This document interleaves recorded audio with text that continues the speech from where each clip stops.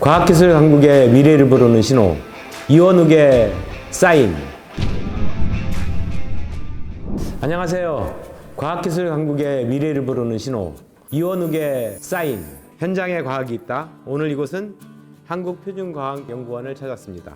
문재인 대통령은 2050년까지 탄소 중립 시대를 열겠다고 했습니다. 수소 경제 시대가 탄소 중립을 여는 중요한 키워드가 될 것입니다. 그런데 바로 이곳에 수소 경제의 한 축, 수소 충전소와 수소 전기차의 상거래 공정성을 과학으로 확보하는 데 힘을 기울이신 박사님이 계십니다. 바로 이분이십니다. 안녕하십니까.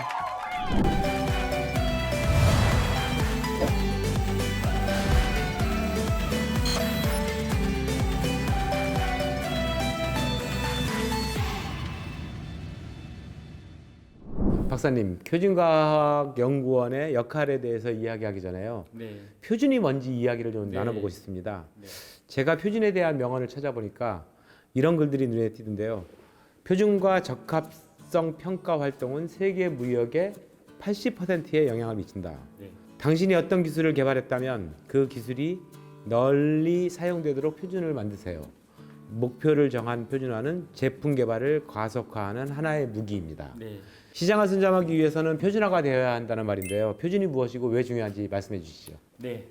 표준을 좀 넓은 의미로 설명을 드리자면 이제 우리가 일상생활에 필요한 기준을 세우기 위해서 이제 합의된 약속이자 기준이라고 할 수 있습니다.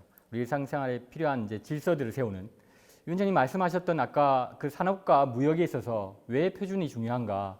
예를 들어서 어떤 기술 제품을 만들기 위해서 기술을 개발하는 업체나 기관들이 있을 때 이 기술을 아주 우선적으로 훌륭하게 완성을 한 다음에 그 제품을 만들기 전에 자기 기술을 이제 표준화를 하게 됩니다.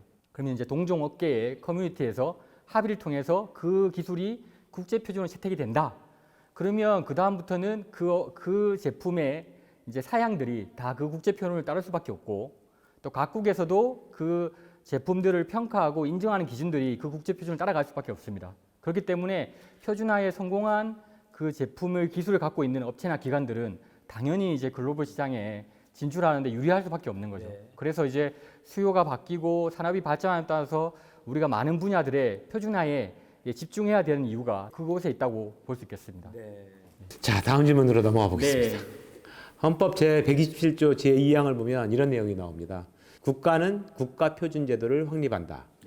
또 국가표준기본법이 있지 않습니까? 네. 그 법에 근거해서 설립된 기관이 한국표준과학연구원인데요.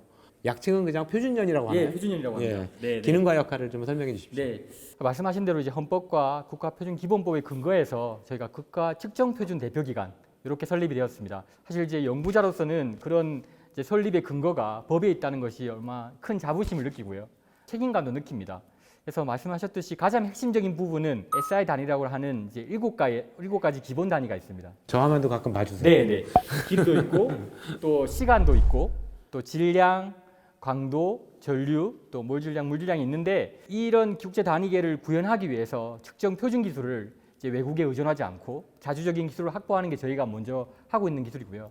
제가 강홍 박사님을 찾아뵙기 전에 강홍 박사님 연구 내용을 찾아보니 기후 위기의 표준으로 맞선다. 그렇게 단적으로 표현하고 싶었습니다. 공장들의 온실가스 굴뚝 유량을 정확히 측정하는 기술을 개발했다.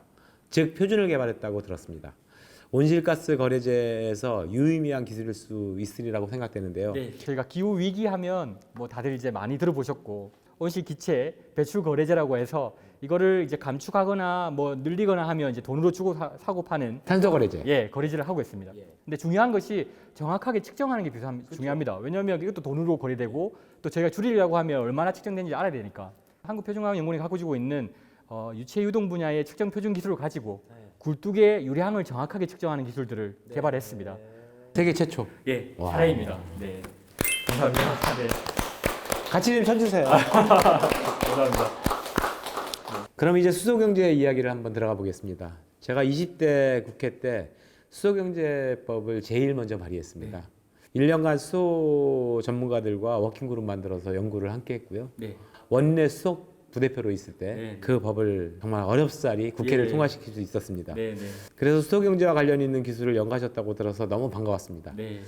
박사님 수소 충전소, 수소 전기차에 주목한 이유 네. 어떤 이유 때문인지요? 제가 이제 연구를 하면 모든 자료를 모으는 습관들이 있는데요. 자료를 막 조사하다 보니까 저 위원장님 쓰셨던 예. 이 수소의 백과사전. 이 책을 어디서 나셨어요? 예, 이 검색하다 보니까 제 돈 주고 샀습니다. 예, 예. 돈 주고 샀습니다. 그래서 이걸 보니까 청소년은 에너지 입문서인데 내용이 청소년 내용이 아닙니다. 정말 쉬운 내용부터 어려운 내용까지 방대한 이제 국제적인 수준까지 다 되어 있어서 제가 큰 도움이 됐고요.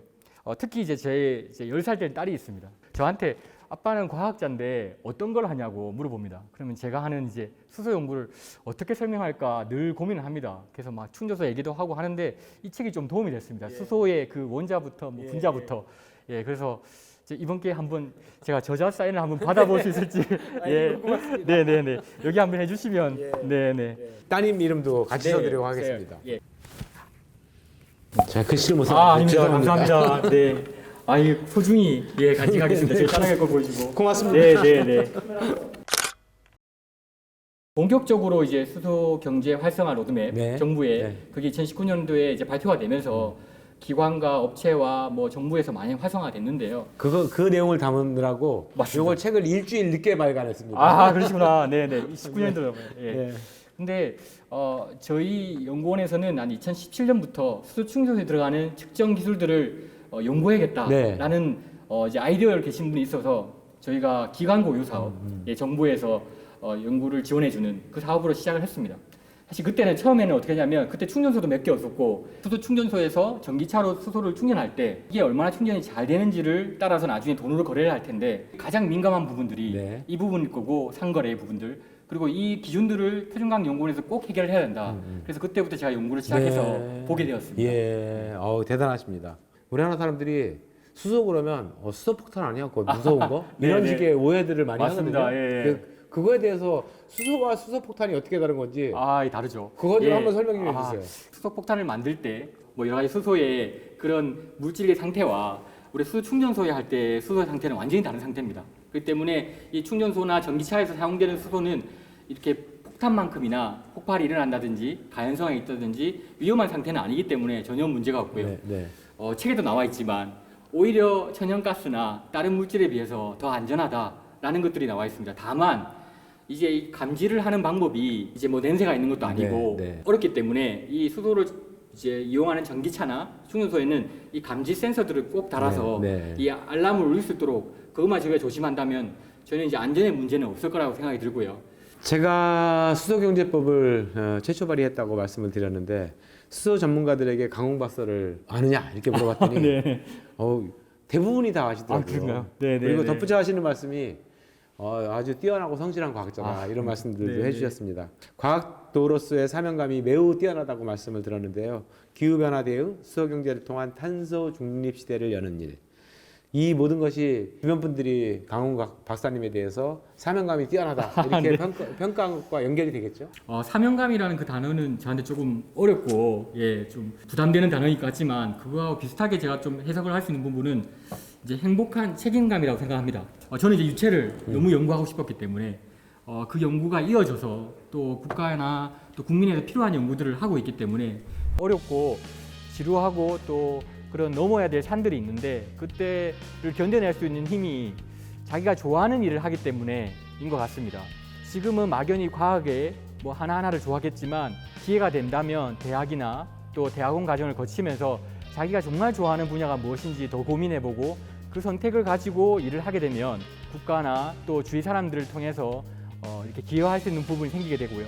개인적인 어려움들도 이겨낼 수 있는 또 근원이 될 것 같습니다. 그래서 자기의 흥미를 계속 찾아가는 거 그게 가장 중요할 것 같습니다. 자, 이제 앞으로의 꿈이 무엇인지 궁금합니다. 강훈 박사님의 꿈은 무엇인지요? 네.